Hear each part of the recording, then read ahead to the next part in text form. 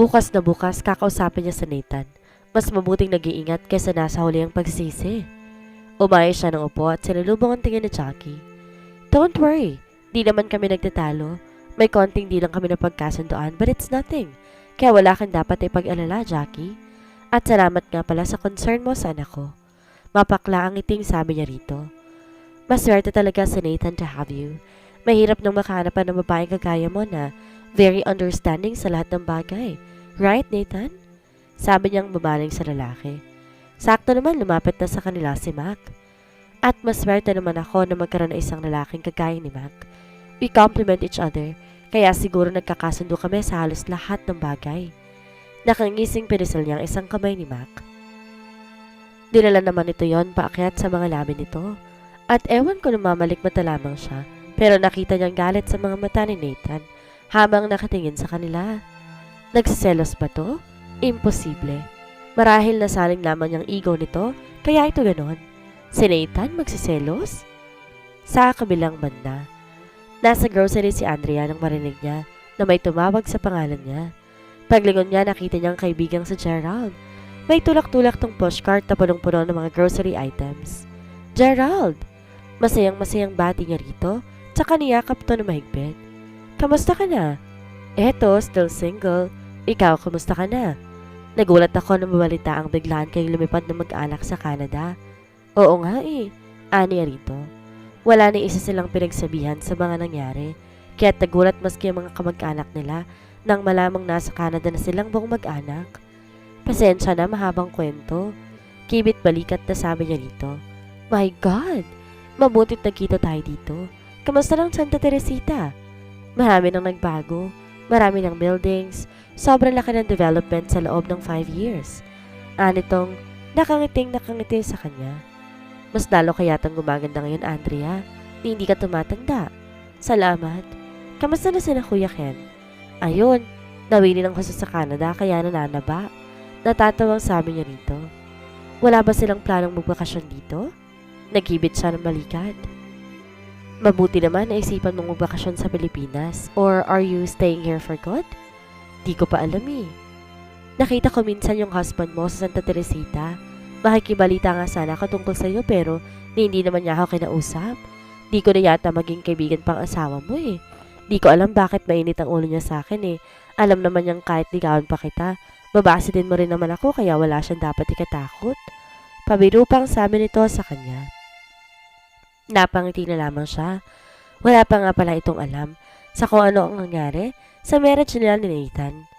Every year ba umuwi kayo ng asawa mo? Ilang beses ko siyang nakita sa Santa Teresita. Matagal na kaming hiwalay ni Nathan.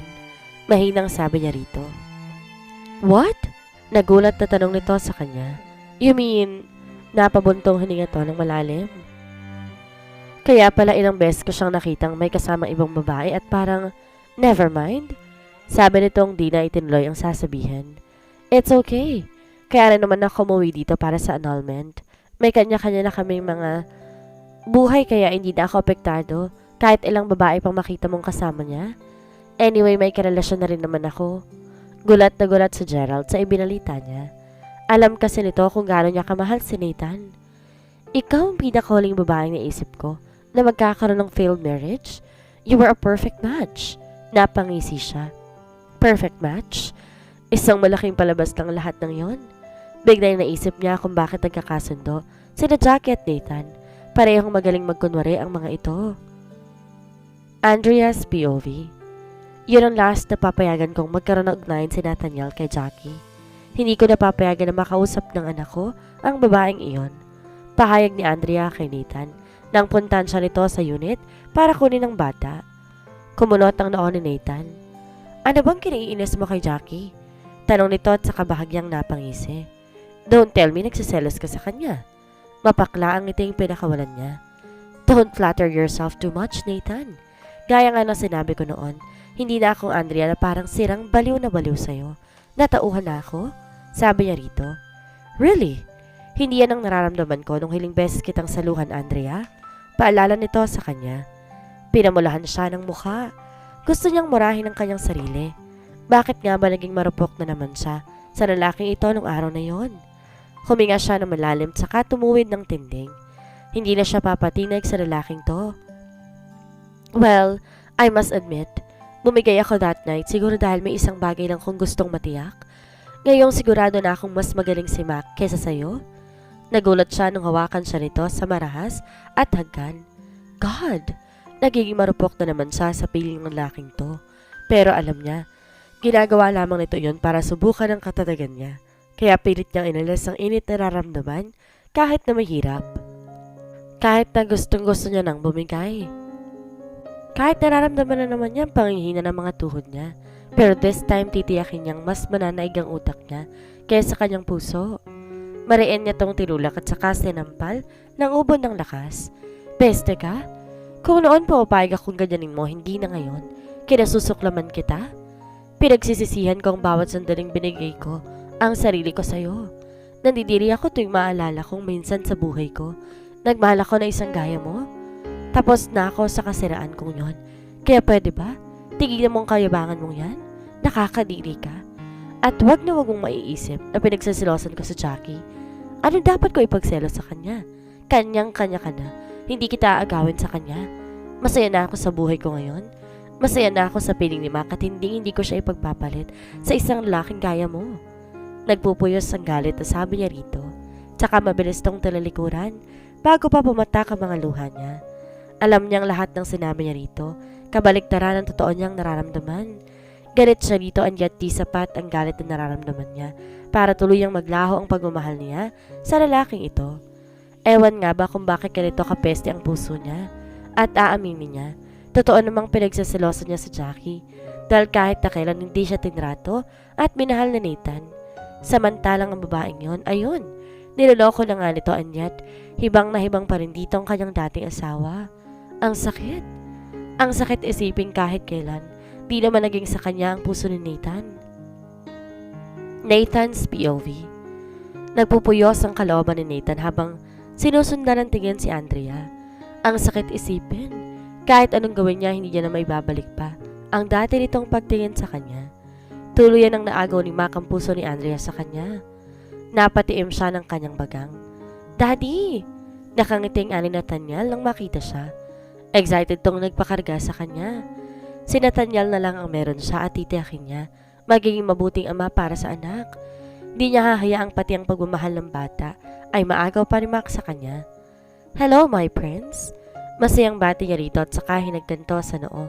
Niyakap na mahigpit. Daddy, did you fight with mommy? Kunot noong tanong nito sa kanya. Of course not. Why would I fight with her? I heard her yelling at you. Are you jealous with Tito Mac, Daddy? Usisa nito sa kanya at sa kapilang pagkakangiti. Do you still love mommy? I think mommy still loves you, Daddy. Para siyang teenager na biglang kinilig sa tinura ng bata. Why did you say so? Nagkibit to ng balikat. Napailing na lamang siya na maisip na baka umaasa lang tong magkabalikan silang dalawa. Ano ba namang maling na isang 5-year-old sa tunay na nararamdaman ng ina nito? Pagkatapos ng lahat ng ginawa niya rito, umaasa siya. Hanggang ngayon, mahal pa rin siya nito. Narinig naman niya ang sinabi nito kanina. Pinagsisihan nito na minsan sa buhay nito. Nagmahal to ng isang kagaya niya. Hindi niya ito masisisi. Totoo naman ang lahat ng sinabi nito sa kanya. Peste na nga lamang to kung hanggang ngayon, mahal pa rin siya nito. Masayang masaya nito sa piling ni Mac. Parang gusto niyang magwala sa galit, habang waring paulit-ulit niyang narinig ang mga sinabi ngun sa kanya ni Andrea. Gusto niyang suntukin si Mac sa sobrang selos na nararamdaman, ngunit ano ang karapatan niya na gawin yun? Minsan na siyang minahal ni Andrea, ngunit pinakawalan lamang niya ito. Di na niya maibabalik pa ang mga nangyari kahit anong pagsisisi pa ang gawin niya. Pinairal kasi niyang matinding galit. Hinayaan niyang manipula siya ng kanyang ninong Ben. Ngunit kung malalaman lang sana ni Andrea na sinuong niya ang buhay niya para mailigtas tamang ito, may pait sa mga labing napangiti siya. Muli, bumalik sa kanyang alaala ang araw na kinidnap ito ni Ninong Ben. Paano nga ba niya makakalimutan ang pangyayaring yon? Nakatatak na yun sa kanya habang siya'y nabubuhay. Napatingin siya sa kanyang isang binti nang maramdaman ang pagkirot niyon. Ngunit tiniis niya ang nararamdaman para di makahalata si Nathaniel. Sa kabilang banda, I think Ayaw ni Andrea na maging malapit ako sa anak mo. Nagtatampong sabi ni Jackie. Nung ayaw payagan ni Andrea ang bata na sumama sa kanila para mag-camping. Don't you think it's too childish of her to do that? Di ko naman papalitan ang pwesto niya. Gusto ko lang maging malapit sa anak mo. I know. Tipid na sagot ni Nathan saka huminga ng malalim. Di niya alam kung bakit pinagbabawalan ito na maging close na Nathaniel at Jackie. Wala siyang nakikitang mali sa bagay na yon. Pero hindi na lamang niya pipilitin si Andrea kung ayaw niyang maging malapit ang bata kay Jackie para wala ng issue pa. Ang mahalaga, hinahayaan siya nitong maging malapit sa kanilang anak. Bakit hinahayaan mo lang siyang magdesisyon tungkol sa bata? Hindi ba't may karapatan ka rin naman pagdating kay Nathaniel? Huwag kang pumayag na sunod-sunuran lang sa kung anong plano niya. Anak mo si Nathaniel kaya, Jackie please. As long as hinahayaan niya akong makita kong anak ko, okay na ako doon. Huwag na natin palakihin pa to, okay? Pakiusap niya sa kasintahan. Pero, gusto ko rin maging close sa anak mo, Nathan. Gusto ko ituring niya akong pangalawang ina. After all, kapag nakasal tayo, magiging stepmother na niya ako. At kailangan tanggapin ni Andrea ang katotohanan yon. Giit na Jackie sa kanya. Di siya umimik. Kung noon desidido siyang pakasalan to, oras na mapawalang bisa, ang kasalan ni Andrea, ngayon parang naguguluhan na siya. Parang ayaw na niyang makipag-cooperate sa sinampang annulment ni Andrea. God, yun yata ang pinakahuli niyang gustong mangyari sa kanilang dating asawa. Ang mapawalang bisa ang kanilang kasal? Iniisip pa lamang niyang magpapakasal si Andrea kay Mac. Oras na mapawalang bisa ang kasal nila para nang gusto niyang magwala sa galit. Di naman ganon kadaling mag-move on, lalo pat nagbabalik na naman to sa buhay niya. Sa bagay, di naman to nawala kahit kailan. Aaminin niyang sa loob ng 5 taon nilang pagkakahiwalay, hindi ito nawaglit sa isipan niya. May mga sandali pang ang napapanaginipan niya ito. Kung di nga siguro sa presensya ni Jackie, baka nawala na siya sa kanyang sarili, sa sobrang pangungulilang nararamdaman niya. At aaminin niya kahit nung naghiwalay sila ni Jackie noon, di siya nasakta na gaya ng sakit na naramdaman niya nang mawala si Andrea. Ilang beses niyang tinangkang puntahan to sa Canada, ngunit paragi na dinadaig siya ng mga alalahanin, lalo pat alam niyang masaya na to sa buhay na wala siya. Pero ngayon parang gusto niyang pagsisihan na naging duwag siya. Gusto niyang pagsisihan na hinayaan niyang mahulog ang loob nito kay Mac. Dahil pilit man niyang itanggi sa puso't isipan niya, nagsusumigaw ang katotohanang mahal niya ito. Mahal niya ito noon pa nung una niya itong makita at mas lalo pa siya nitong minahal ngayon. Wala nga yatang sandali na hindi niya pinagsisihan lahat ng mga pasakit na ibinigay niya rito. Nathan, how about isuggest natin kina Andrea at Mac na mag-double wedding na lang tayo? Narinig niyang tanong na Jackie sa kanya. What? Andrea's POV. Hindi mo man lang ba ako papapasukin sa loob? Tanong na Jackie kay Andrea nang bigla na lang tong sumulpot sa unit niya.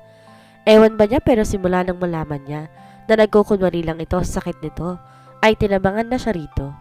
Ni ayaw na nga niya magkaroon pa ng untayan dito. Kinatatakutan niyang baka may mas malala pa siyang madiskubre sa pagkatao nito. Wala na to sa matuwid na pag-iisip.